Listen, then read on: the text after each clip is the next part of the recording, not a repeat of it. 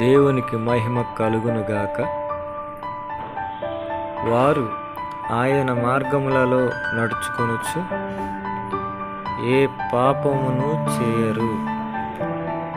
119వ కీర్తన 3వ వచనం.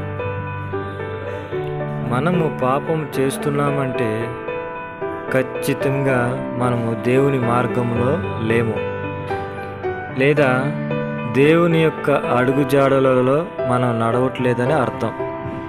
కనుక మనము పాపం చేయకుండా ఉండాలి అంటే మనం ఖచ్చితంగా ప్రభువైన యేసుక్రీస్తు మార్గంలో మనం నడవాలి, లేదా ఆయనను మనం వెంబడిస్తూ ఉండాలి. అప్పుడే మనం పాపం చేయకుండా ఉంటాం. హల్లెలూయా.